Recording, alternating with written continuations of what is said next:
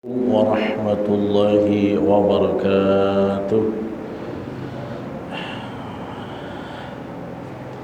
Alhamdulillahi nahmaduhu wa nasta'inuhu wa nastaghfiruh wa nu'minu bihi wa natawakkalu alayhi wa na'udzu billahi min shururi anfusina wa sayyiati a'malina. Man yahdihillahu fala mudilla lahu wa man yudlil fala hadiya lahu. Asyhadu an la ilaha illallah wahdahu la syarika lahu wa asyhadu anna nabiyyana Muhammadan abduhu wa rasuluhu la nabiyya wa la rasula ba'dah. Allahumma salli wa sallim wa barik wa an'im ala habibi qulubina nabiyyina Muhammadin wa ala alihi wa sahbihi ajma'in, amma ba'd. Hadirin hadirat jamaah sekalian yang dirahmati Allah Subhanahu wa taala, alhamdulillah, bersyukur kepada Allah. Malam hari ini kita melanjutkan kajian kitab Riyadhus Shalihin. Mudah-mudahan Allah memberikan kita ilmu yang bermanfaat, yang melahirkan amal soleh, ilmu yang membuat kita dapat semakin ikhlas dalam beribadah kepada Allah Subhanahu wa taala. Saya mohon maaf di pertemuan sebelumnya itu tidak sampai selesai karena pulang dari Batam keletihan. Karena itu kita akan membayar ya pada hari ini, dimaksimalkan. Ya, mudah-mudahan Bapak Ibu mengikhlaskan, meridhoi keterbatasan kami, kelemahan kami di Selasa 2 pekan yang lalu. Mudah-mudahan bisa kita tutupi di pertemuan kita pada malam hari ini insyaallah. Hadis yang kita bahas masih di bab ya ikhlas dan ihdharun niyah, pentingnya kemurnian ikhlas dan menghadirkan niat fi kulli aqwalin wa af'al, di setiap perkataan atau perbuatan baik. Jadi perbuatan baik itu bukan semata-mata karena zahir syariatnya aja. Ada yang menentukan amalan zahir syariat itu, yaitu amalan hati namanya, ya, amalan qalbi, ya, amalan hati yang berperan menentukan orang ini dapat pahala apa. Jadi dia dapat pahalanya apa itu bukan semata-mata karena amalan syariatnya, tapi Allah melihat dua aspek. Apakah cara pengamalannya sesuai contoh Nabi? Yang kedua, apakah niatnya memang ikhlas beribadah karena Allah? Jadi ada dua aspek yang akan diukur, yang memang harus kita perbaiki terus tentang menghadirkan niatnya. Nah, hadis yang kita bahas ini hadis dari Abu Hurairah Abdurrahman bin Sakhar radhiyallahu anhu, ya. Abu Hurairah namanya adalah Abdurrahman bin Sakhar. Kita tahunya Abu Hurairah itu nama kunyah, Pak. Kunyah itu julukan. Abu artinya bapak, Hurairah artinya kucing-kucing. Kenapa? Karena dia penyayang, cat lovers, ya. Dia termasuk aliran cat lovers, pecinta meong. Paling sayang sama kucing tuh Abu Hurairah. Makanya disebut bapak kucing. Jadi kalau bapak di rumah punya kuda, ya, kuda itu bahasa Arabnya hison, disebut Abu Hison, jangan marah, nggak apa-apa, bagus, ya. Jadi boleh-boleh aja. Kalau di rumah piara singa, boleh juga, Pak. Singa itu asad, atau sinonimnya lagi Fahad, disebut nama Abu Fahad, mantap, ya. Makanya di Kuwait ada seorang syekh, imam besar Masjid Kuwait, selain Mishari Rashid, Anda kan kenal kan Mishari Rashid Al-Afashi. Itu dia negaranya bukan di Madinah, dia di Kuwait. Imam keduanya ada namanya ya Syekh Fahad Al-Kanderi. Ya, mungkin beliau dari daerah yang namanya Kindi, ya, makanya disebut Al-Kanderi. Ini sama kayak kita orang Kundur. Nah, bisa dibilang misalnya ada orang namanya Fulan asal dari Kundur, Fulan Al-Kunduri. Bisa ya. Syekh Fahad Al-Kanderi ini maksudnya syekh yang seperti singa. Harapan orang tuanya tuh dia seperti singa. Singa itu apa? Ya, kalau lagi memberikan khutbah, ceramah itu berapi-api, seperti singa podium dalam bahasa kita ya. Maka disebut Abu Fahad ya. Abu Hurairah nama aslinya Abdurrahman bin Sakhar ya, itu nama dia.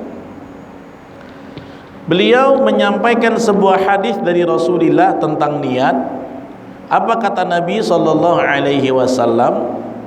Innallaha ta'ala, sesungguhnya Allah Ta'ala la yanzuru ila ajsamikum, Allah tidak melihat kepada bentuk-bentuk tubuh kalian ya.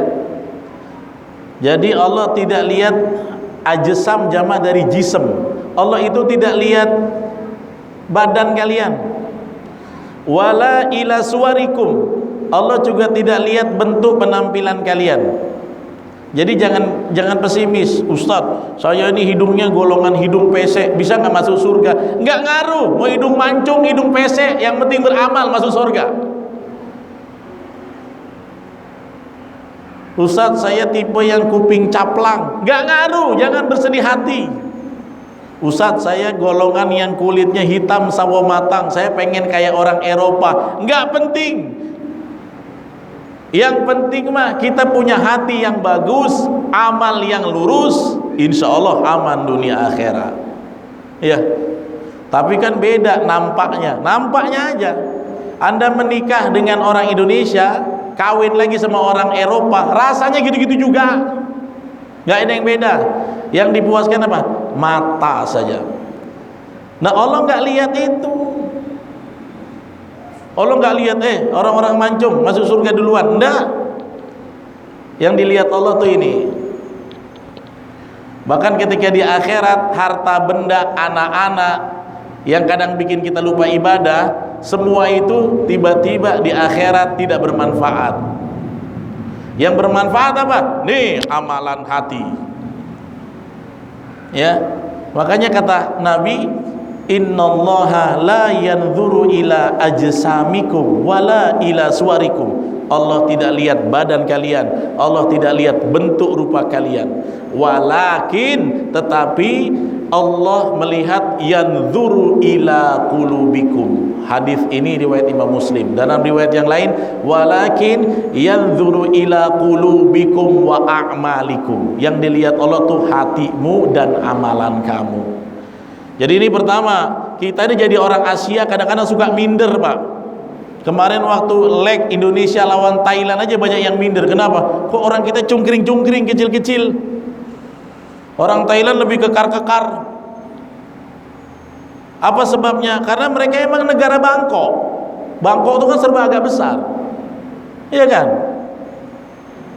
Jambu yang besar namanya jambu Bangkok. Ayam yang paling gagah namanya ayam Bangkok. Ya. Jadi yang nonton tuh ada yang pesimis, alah kurus-kurus gitu mana bisa orang tuh kekar-kekar. Apalagi lihat yang supacok itu, macam Messi mainnya, supacok ya. Jangan ya, nggak penting masalah fisik itu. Ya, fisik adalah fasilitas penunjang, tapi bukan inti penentu dari nasib kita di akhirat. Ya, karena itu kita nggak bisa milih, Pak. Anda lihat orang yang paling hitam salah satunya dari negara mana? Ethiopia. Udah Ethiopia hitam budak lagi. Siapa nama sahabatnya Pak?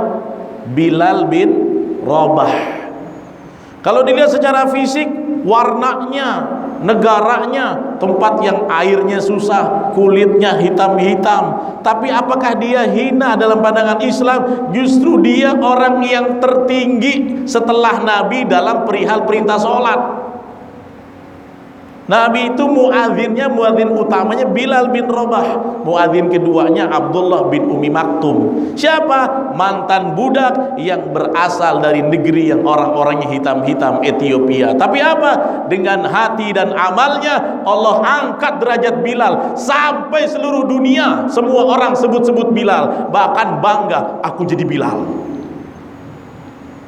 Ada nggak orang yang malu? Saya jangan bilang Bilal lah, nanti dibilang hitam. Enggak. Malah kalau kita tarawih berebut nak jadi Bilal. Bilal itu bukan profesi, itu analogi dengan profesi muadzin. Aslinya profesinya muadzin. Bilal itu bukan profesi. Bilal itu nama orang, Pak. Kalau Allah pengen angkat budak hitam menjadi mulia, bahkan namanya nyanter seluruh dunia. Yang ngomongin Bilal itu bukan cuma orang Indonesia. Semua negara yang mayoritas Islam pasti tahu apa itu Bilal. Bilal itu siapa? Muadzin Rasulullah sallallahu alaihi wasallam. Diangkat oleh Allah.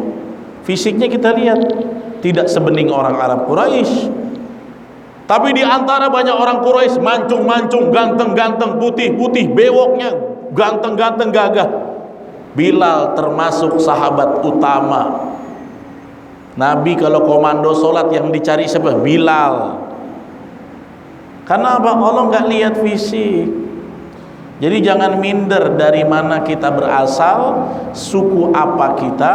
Selama kita punya hati yang bagus, amal yang lurus, insya Allah dunia akhirat akan bahagia.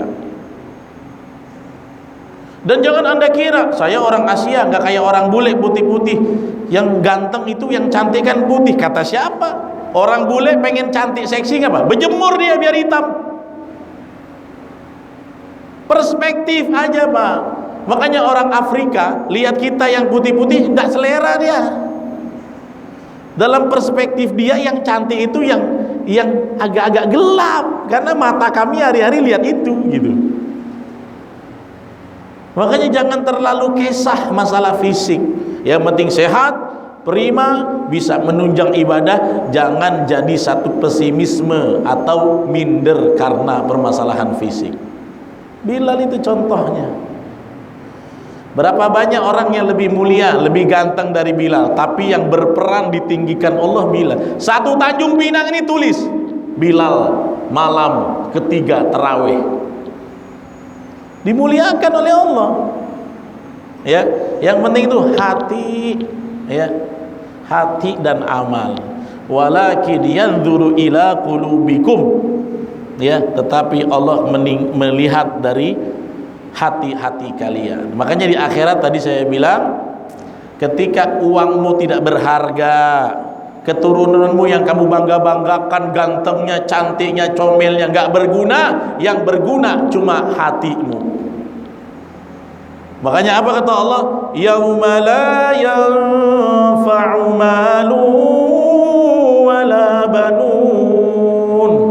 Hari di mana tidak bermanfaat harta dan keturunan. Di hari kiamat ada masanya nggak bermanfaat lagi. Walaupun ada sesinya syafaat, tapi itu hanya penunjang. Tidak bisa jadi inti penyelamat. Yang jadi penyelamat apa? Hati yang selamat. Yauma la yanfa'u malu wala banun illa man atallah biqalbin salim. Hari di mana hartamu, anakmu la yanfa', enggak bermanfaat. Apa yang bermanfaat saat itu? Illa man atallah, kecuali siapa yang datang kepada Allah biqalbin salim, dengan hati yang selamat. Hati yang selamat itu banyak. Selamat dari syirik, ya, selamat dari penyimpangan akidah, hati yang selamat dari maksiat. Pokoknya hati yang dibawa dalam ketakwaan dan ketaatan. Walaupun kita orang yang tidak bule, walaupun seseorang itu hitam badannya, kecil dia, tapi kalau hatinya dan amalnya bagus dan lurus, selamat dia di dunia dan di akhirat. Karena itu fisik ini ya begitu aja lah Pak, jangan terlalu dibangga-banggakan berlebihan, karena yang dibawa di akhirat itu amalan hati, ya. Karena itu dalam kitab Nuzhatul Muttaqin, Syekh Mustafa Al-Bugha mengatakan, al-ithabatu 'alal a'mal, ya, penentu ganjaran dalam amalan-amalan, takunu bima in aqada 'alaihil qalb, ya, dia itu tergantung dari hati, minal ikhlasi wasidqin niyyah. Hati, amalan itu yang menentukan murninya hati dan kejujuran niat, ya. Ada orang jubahnya bagus Pak, pecinya tinggi menjulang, sholatnya kelihatannya mantap, pas tidak dilihat orang hatinya tidak mengingat Allah. Siapa sholatnya yang begini? Orang munafik.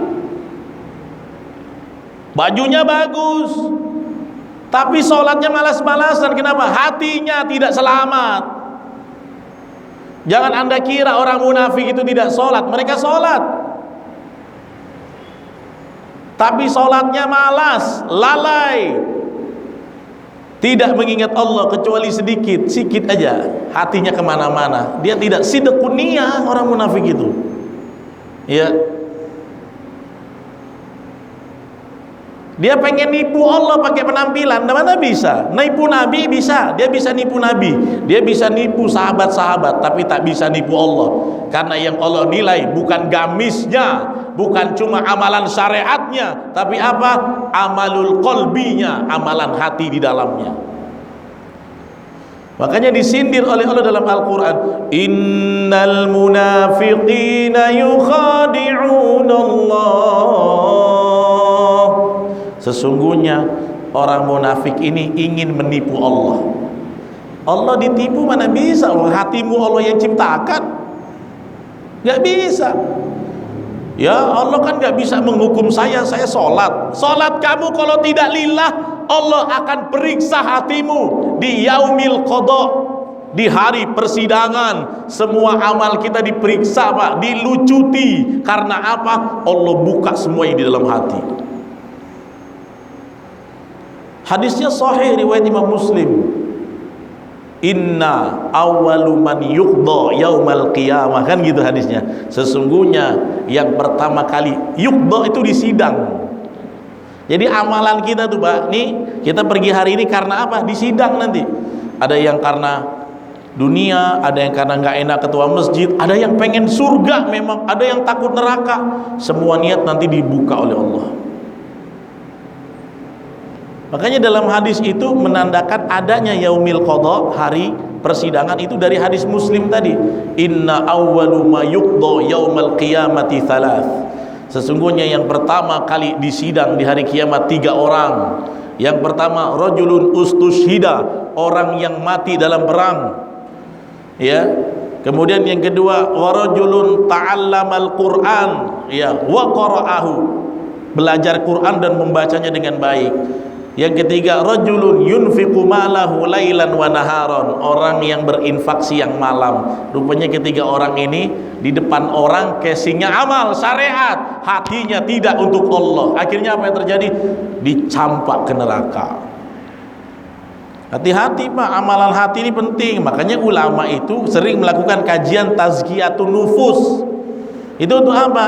Untuk memensucikan lagi niat daripada motif-motif ketidakikhlasan yang kadang-kadang datang begitu saja menghancurkan amal kita. Orang munafik begitu, tapi dia sholat. Wa idza qamu ila sholati qamu kusala. Kalau dia berdiri untuk sholat, sholatnya apa? Berdirinya malas-malasan. Orang munafik. Allahu Akbar, depan orang, karena hatinya rusak, gak ada orang, malas-malasan orang munafik. Itu Allah sebut Qamu kusala. Kusala dari kata kaslan. Kaslan itu malas. Kenapa? Yura'unan nas. Dia pengen dilihat orang. Kalau nggak dilihat nggak mau dia soleh, nggak mau ibadah, nggak mau. Kalau nggak dilihat ngapain kata dia. Berarti kan bukan untuk Allah, untuk orang. Walaupun dia ngingat Allah, tapi sedikit. Yura'unan nas wala yadhkurunallaha illa qalila. Dan ketika sholat tidaklah dia mengingat Allah kecuali sedikit aja. Ayo kita kalau sholat ingat Allahnya banyak atau tidak? Atau ingat kunci, atau ingat kompor, atau ingat rekening, atau ingat kerja, atau ingat bini? Ayo, harus ingat Allahnya lebih dominan. Kalau tidak, berarti masih ada nifaqah dalam hati kita, kemunafikan, kepura-puraan, ketidakikhlasan. Ya saya ngomong gini belum tentu juga saya selamat dari nifaq, karenanya belum tentu juga selamat dari munafik. Itu ngeri itu ya. Ya jadi itu. Kenapa? Wal i'tina'u bihalil qalbi, memperhatikan tentang keadaan hati, wa tashihu maqasidihi wa tathhirihi, ya, dan meluruskan maksudnya dalam satu amal. Misalnya kita sedekah, itu dilurusin dulu maksudnya untuk apa. Wa tathhir, sucikan, bersihkan. Jangan sampai setan itu bikin kamu pamer, bikin kamu beramal karena dunia, bikin kamu beramal karena nggak enak sama orang. Jangan, itu harus dibersihkan. Kenapa? Harus min kulli wasfin madhmumin. Kita harus selamatkan hati dari semua sifat-sifat tercela. Tercela itu apa? Sum'ah, beramal pengen didengar.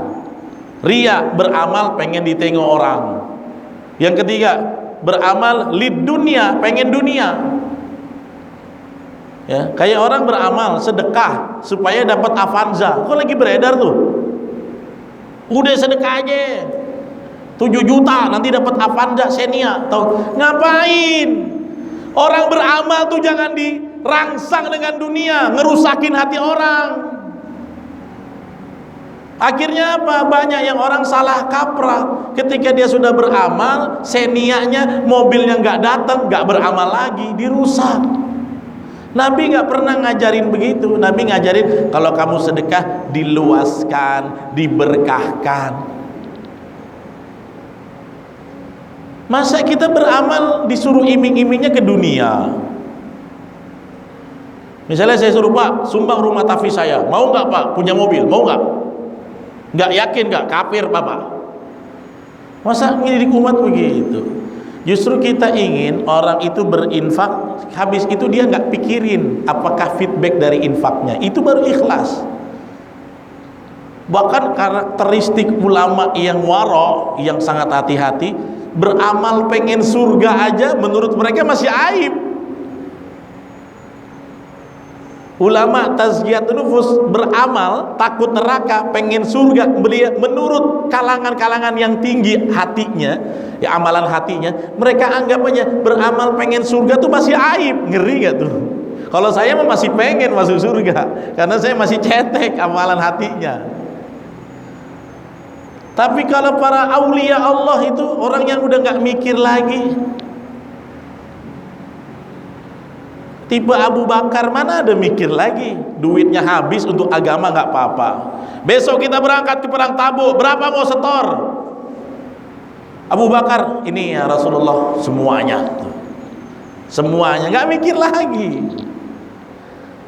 Ya, nah itu makanya kita harus tashi wa tathhir, meluruskan, menyehatkan, mensucikan hati min kulli wasfin madhmumin, dari semua bentuk sifat-sifat rusaknya hati. Kenapa? Yamqutuhullah, yang Allah akan murka. Karena kalau kita beramal tidak karena Allah, itu namanya ngeledek Allah, Pak. Itu azabnya ngeri. Ngeledek Allah. Sama juga menipu Allah yang terang-terangan gak akan pernah bisa, malah membuat dia diancam dengan dilemparkan ke dalam api neraka. Nah karena itu kata para ulama, al-i'tina bi islahil qalbi, memperhatikan kebenaran hati dalam beramal. Ya, kamu perhatikan dulu kalau mau beramal, hati kamu gimana? Ya, kamu perhatikan itu muqaddam, kata para ulama, lebih didahulukan ala amalil jawarih, daripada amalan secara zahir fisik. Jadi yang paling prioritas tuh hatinya dulu. Walaupun tetap beramal, sholat hatinya ikhlas, sholatnya pun mesti mantap. Tapi yang paling dasar fundamental itu niatnya dulu. Bukan berarti niat aja, nggak perlu sholat dengan baik, dengan sunnah, bukan. Dalam bahasa para ulama ini muqaddam. Muqaddam itu lebih diutamakan, lebih diprioritaskan. Al-i'tina bi islahil qalbi muqaddam ala amalil jawarih. Amalil jawarih ini amal yang nampak secara zahir. Kenapa? Li'anna amalal qalbi, karena amalan hati itu, lurusnya hati itu musahhihun lil a'mali syar'iyyah, adalah yang menentukan sehat dan lurusnya amalan syariat kita. Benar, hati itu menentukan. Orang kalau ikhlas sholatnya khusyuk, Pak. Iya kan? Orang kalau ikhlas bacanya tadabur. Orang kalau nggak ikhlas, orang munafik, sholatnya gimana? Allahu Akbar, Alhamdulillah. Nah, sujudnya begitu, kayak iya.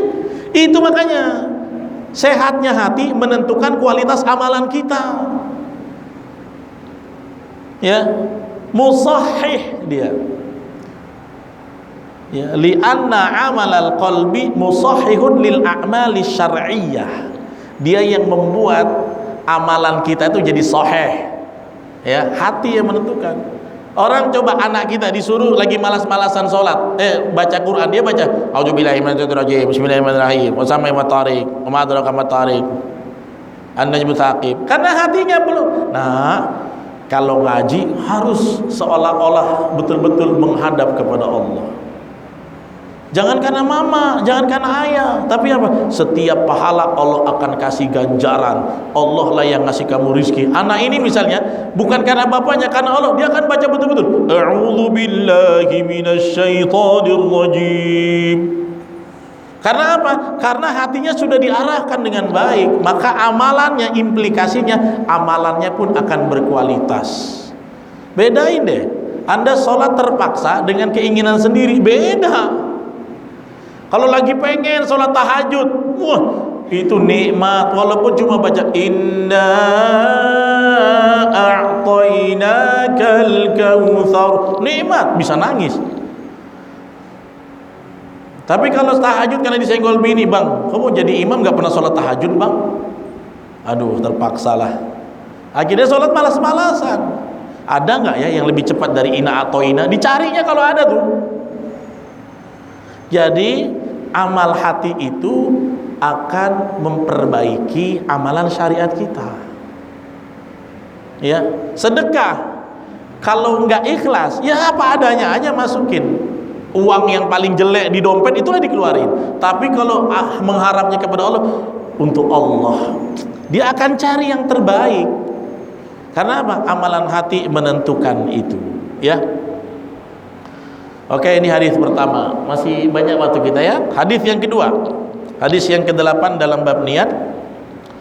Wa an Abi Musa Abdullah ibn Qais al-Ash'ari radhiyallahu anhu. Dari Abu Musa Abdullah bin Qais al-Ash'ari, semoga Allah meridhoinya. Dia berkata bahwasanya Rasulullah itu pernah ditanya tentang orang yang perang angkat senjata.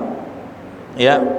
Yang pertama, Rasulullah ditanya tentang anir rajul yuqatilu syaja'atan. Nabi, macam mana kalau ada orang yang berperang karena ingin nunjukkan keberanian? Kan ada. Saya ini anak Riau. Jangan bilang aku tak berani ya. Wah, itu kan. Jadi membelanya apa? Karena ingin nunjukin dia belagak lah pula. Aku ini orang Medan ya. Nah gitu. Beda-beda. Saya ini orang Aceh. Saya ini orang macam-macam lah gitu ya. Jangan saya wah gitu ya.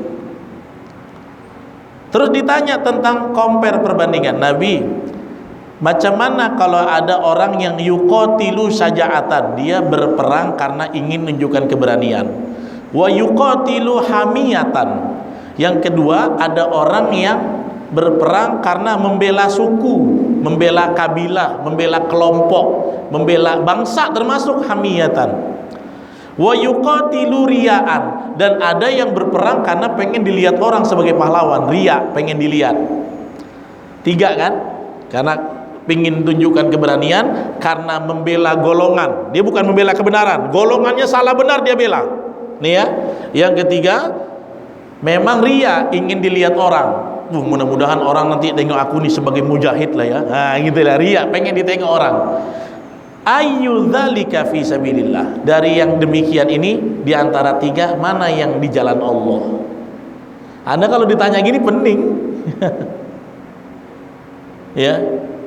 Sementara dulu di jahiliyah, orang itu tak tengok kalah benar selama satu kampung dibela. Sekarang pun masih ada begitu. Sekarang lebih jahiliyah lagi. Gara-gara sepak bola, gara-gara sekolah tawuran. Coba, yang dibela aja malu. Coba, ada anak sekolah tawuran, dibacoklah lawannya sekolah dengan nomor yang lain. Tiba-tiba besok dipanggil ke sekolah. Apakah dapat piala dari kepala sekolah? Dapat apa? Skors. Kenapa kamu tawuran? Itu terluka masuk rumah sakit. Ini namanya membabi buta. Maka ketika Nabi ditanya tentang 3 ini, mana di antara 3 yang bisa bilillah?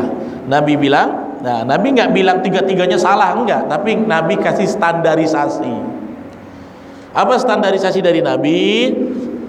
Ya, man qatala, barang siapa yang berperang, litakuna kalimatullahi hiyal ulya, untuk menjadikan kalimat Allah yang paling tinggi.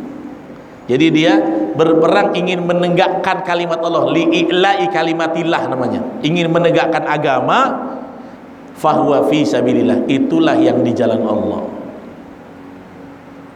Ya, walaupun Anda menang, walaupun Anda kalah mati syahid, tapi niatnya bukan karena Allah, tidak termasuk fi sabilillah. Makanya banyak yang mengutip hadis ini nih, orang-orang yang semangat ingin berjihad, pengen jadi mujahid dalam Islam, harusnya dia mentafakuri ini hadis. Jadi berani membela itu bukan sekedar serampangan, ada amalan hati yang mesti diluruskan dulu. Jadi yang pertama, beramal karena berani-beranian, ini tidak diapresiasi sama Nabi. Berani bukan itu. Yang kedua, hamiyatan. Hamiyah itu kan kesukuan. Ada orang dari zaman sekarang